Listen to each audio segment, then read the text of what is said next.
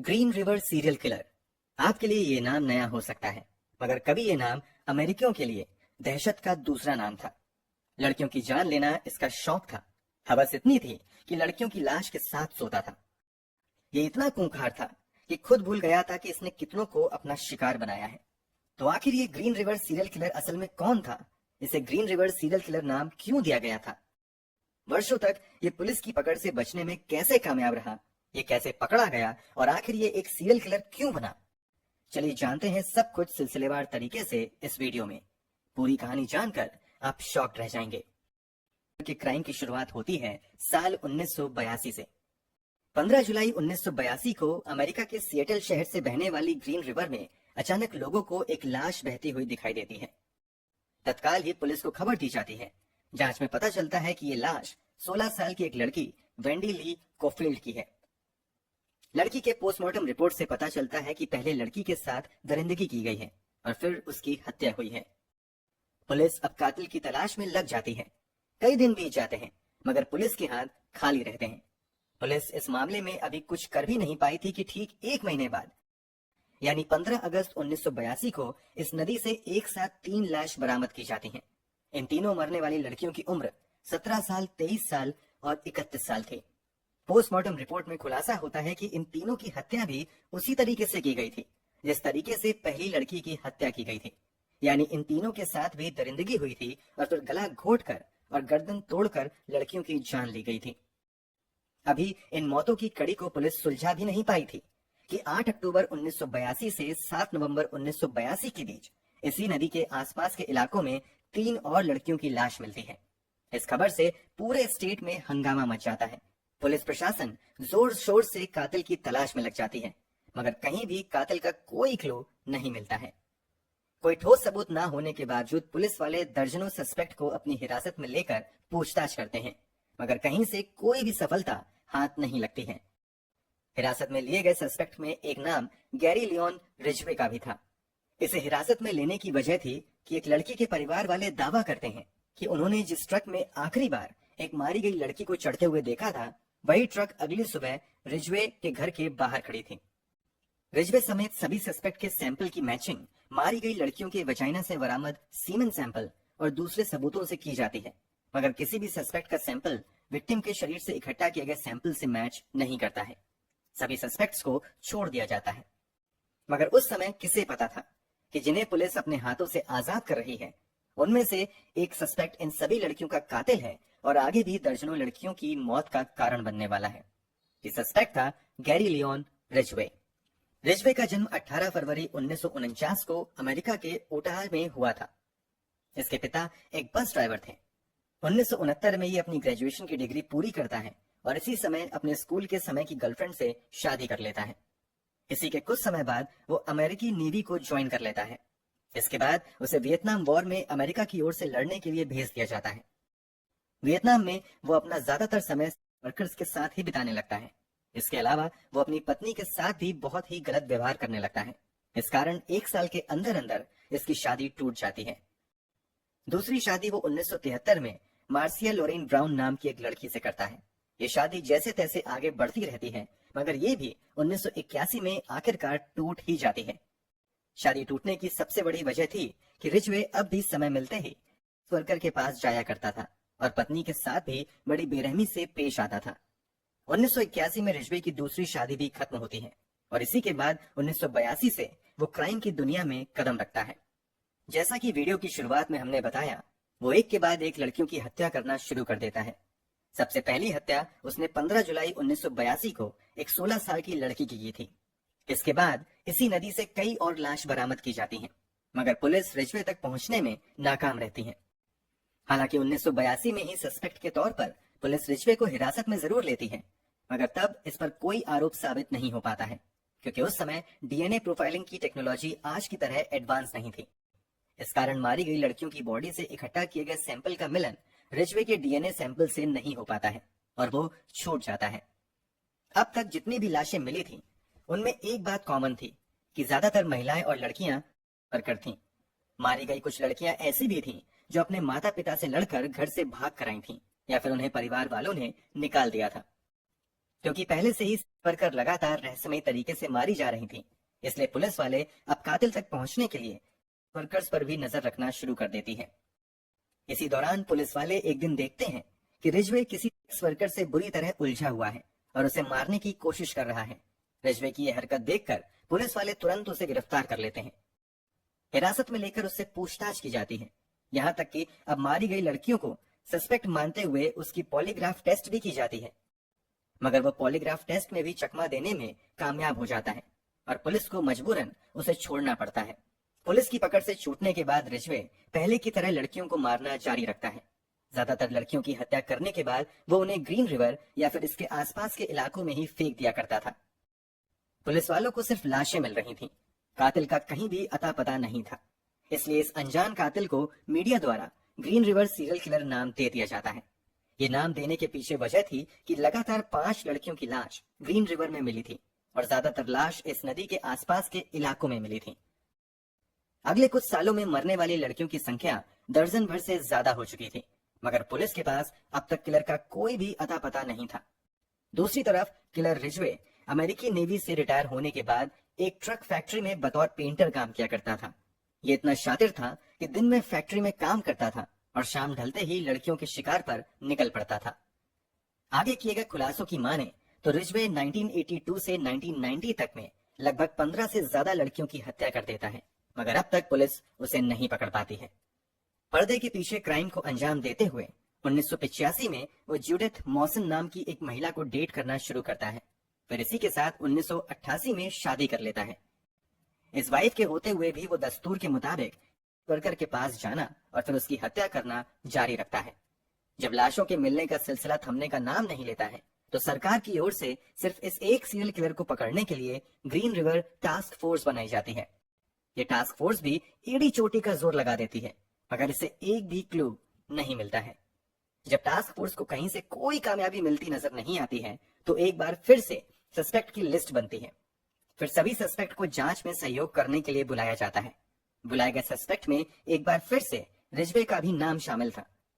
शुरुआती पूछताछ के बाद 7 अप्रैल 1987 को रिजवे के बाल और सलाइवा का सैंपल पुलिस द्वारा कलेक्ट कर लिया जाता है। हालांकि इस समय भी इस सैंपल से पुलिस को ज्यादा कामयाबी हाथ नहीं लगती है और रिजवे आजाद घूमते हुए अपनी मर्जी के मुताबिक हत्या करना जारी रखता है। इन सब के बीच साल बदलते हुए आ जाता है 2001। रिजवे अब तक 50 से ज्यादा हत्याओं को अंजाम दे चुका था। दूसरी तरफ जो सैंपल पुलिस ने 7 अप्रैल 1987 को कलेक्ट किए थे, इसी सैंपल की एक बार फिर से लेटेस्ट टेक्नोलॉजी की मदद से डीएनए प्रोफाइलिंग करने का फैसला किया जाता है। 1980 के मुकाबले 2001 तक डीएनए प्रोफाइलिंग की टेक्नोलॉजी काफी डेवलप हो चुकी थी। जब 2001 के आसपास एक बार फिर से 1987 में कलेक्ट किए गए सैंपल की डीएनए जांच की जाती है तो यहाँ पुलिस को बड़ा ब्रेक थ्रू मिलता है। दरअसल रिजवे के डीएनए से 1982 में मारी गई 3 लड़कियों के वजाइना से बरामद किए गए सीमेन के डीएनए का मैच हो जाता है। इतना ही नहीं, 1982 में जो पहली लड़की मारी गई थी उसके गले पर एक कपड़ा लपटा हुआ था। उस कपड़े पर एक खास किस्म का पेंट था। रिजवे के डीएनए सैंपल की मैचिंग के बाद उस पेंट की मैचिंग उस फैक्ट्री के पेंट से की जाती है जहां रिजवे काम किया करता था। ये पेंट भी मैच कर जाता है। अब पुलिस के पास रिजवे के खिलाफ पुख्ता सबूत थे। ये साफ हो चुका था कि अब तक जितने भी लड़कियां मरी हैं, इन सभी का कातिल रिजवे ही है। इसी के बाद पुलिस वाले स्थानीय अदालत में जाकर रिजवे के खिलाफ एक अरेस्ट वारंट निकलवाते हैं और फिर 30 नवंबर 2001 को रिजवे को उस समय गिरफ्तार कर लिया जाता है जब वो वॉशिंगटन में स्थित एक ट्रक फैक्ट्री से काम करके निकल रहा होता है। अब तो पुलिस वालों के सामने रिजवे की सारी सच्चाई खुल चुकी थी, मगर वो बचने के लिए अपने ऊपर लगाए गए सभी आरोप को नकारता रहता है। मगर पुलिस वाले इसकी चालाकी में इस बार नहीं फंसते हैं और पूरी कड़ाई के साथ पूछताछ का सिलसिला जारी रखते हैं। कई महीने इसी तरीके से बीत जाते हैं, मगर रिजवे अपना जुर्म कबूल नहीं करता है। हालांकि एक समय ऐसा आता है जब रिजवे को रियलाइज होता है कि अब पुलिस की पकड़ से उसे कोई नहीं बचा सकता है। तो अब यहाँ रिजवे अपना शैतानी दिमाग लगाते हुए पुलिस वालों से एक समझौता करता है। वो कहता है कि वो अपना सारा जुर्म कबूल कर लेगा और एक एक केस से जुड़ी सभी जानकारी पुलिस वालों को देगा, मगर बदले में उसे एक गारंटी चाहिए कि अदालत द्वारा उसे फांसी की सजा नहीं दी जाएगी। प्रशासन द्वारा रिजवे की ये मांग मान ली जाती है। इसके बाद जो खुलासे रिजवे करता है वो हिला देने वाले होते हैं। रिजवे बताता है कि उसने पहली हत्या 1982 में की थी। उसके बाद लगातार उसने कई हत्याओं को अंजाम दिया और लाश को ग्रीन रिवर में ही फेंक दिया करता था। शुरू में तो रिजवे कहता है कि उसे एग्जैक्टली याद ही नहीं है कि उसने कितनी हत्याएं की हैं। फिर भी अनुमान के मुताबिक वो पुलिस वालों को बताता है कि विक्टिम की संख्या 70 से 91 के बीच हो सकती है। बाद में अलग अलग मीडिया रिपोर्ट्स में दावा किया गया कि विक्टिम की तादाद 100 से लेकर 150 तक हो सकती है। इस पूछताछ में रिजवे एक और खुलासा करता है जो रूह कपा देने वाला था। वो बताता है कि उसने ज्यादातर लड़कियों की हत्या संबंध बनाने के बाद की थी, मगर कई लड़कियां ऐसी भी थीं जिसकी हत्या करने के बाद उसके साथ रिजवे ने शारीरिक संबंध बनाए थे। इतना ही नहीं, जब एक हत्या करने के बाद कई दिनों तक उसे अगली लड़की नहीं मिलती थी तो वो वापस जंगल में उसी लड़की की लाश के पास जाता था और उसके साथ संबंध बनाता था। शुरू में पोस्टमार्टम रिपोर्ट में भी इस बात का जिक्र किया गया था कि कई लाश के साथ मरने के बाद जबरदस्ती की गई है। रिजवे द्वारा किए गए खुलासों के बाद पुलिस वाले 48 कंफर्म विक्टिम का पता लगाने में कामयाब हो जाते हैं। उन सभी के परिवार वालों से पुलिस संपर्क करती है और कानूनी कार्रवाई आगे बढ़ाती है। खुलासे होने के बाद रिजवे के ऊपर कुल 48 मर्डर का मामला दर्ज किया जाता है। जांच के दौरान ही 2001 में रिजवे के 49वें कंफर्म विक्टिम का भी पता लगता है। पूरी अदालत कार्रवाई के बाद फाइनली 48 अलग अलग हत्याओं के लिए रिजवे को कुल 48 उम्र कैद की सजा सुनाई जाती है। आपको सुनकर शायद अजीब लग सकता है, मगर अमेरिका की अदालत द्वारा रिजवे को कुल 480 साल की उम्र कैद की सजा सुनाई जाती है। इसमें 10 साल की सजा सबूत मिटाने के लिए थी। इतना ही नहीं, अदालत द्वारा फैसले में यह भी लिखा जाता है कि जब तक रिजवे जिंदा रहेगा उसे एक दिन या 1 घंटे की भी पेरोल नहीं मिलेगी, यानी वो जीवन में कभी भी जेल के बाहर नहीं जा पाएगा। शायद आप सोच रहे होंगे कि इतने घिनौने क्राइम को अंजाम देने वाले को तो मौत की सजा देनी चाहिए थी, मगर आपको याद हो तो हमने वीडियो में थोड़ी देर पहले बताया कि रिजवे ने अपने गुनाह कबूल करने के बदले में मांग की थी कि उसे फांसी की सजा नहीं मिलेगी, तभी वो पुलिस की जांच में सहयोग करेगा।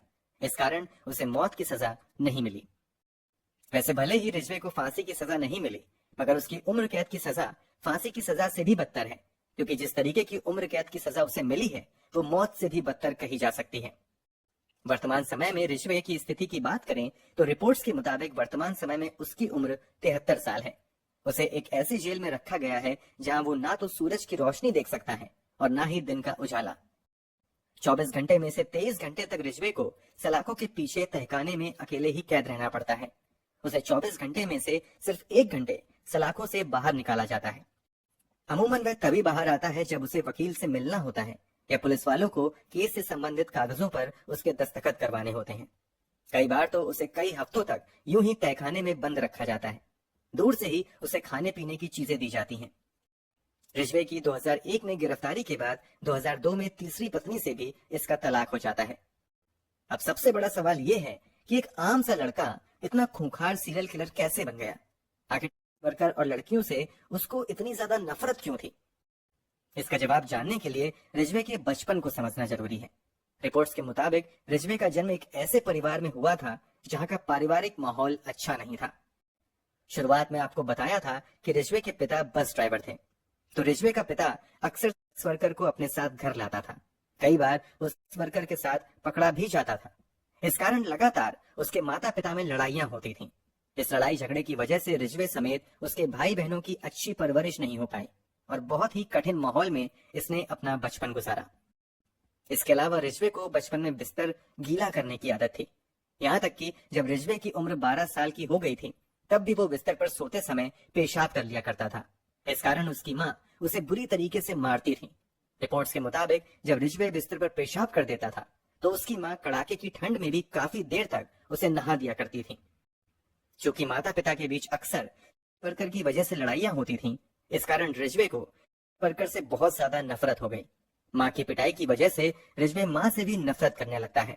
समय के साथ ये नफरत इतनी ज्यादा बढ़ गई कि वो सेक्स वर्कर की हत्या करने लगा। पुलिस की जांच के दौरान रिजवे ने यह भी बताया कि जब वो किसी वर्कर की हत्या करता था तो उसे काफी सेटिस्फेक्शन मिलती थी। इसके अलावा जब वो एक महिला की हत्या करता था तो उसे महसूस होता था कि वो अपनी माँ को मार रहा है। इस बात से उसे खुशी मिलती थी। रिजवे के मुताबिक उसे महसूस होता था कि वो अपनी माँ से बचपन का बदला ले रहा है। रिजवे द्वारा की गई हत्याओं और उसके खुलासों के कारण ही उसे अमेरिका के इतिहास का दूसरा सबसे खूंखार सीरियल किलर करार दिया जाता है। इसकी हैवानियत पर कई फिल्में भी बन चुकी हैं। दोस्तों, इस खूंखार सीरियल किलर को मिली सजा से आप सहमत हैं या नहीं, कमेंट बॉक्स में जरूर बताएं। हमारी मेहनत पसंद आई हो तो इस वीडियो को लाइक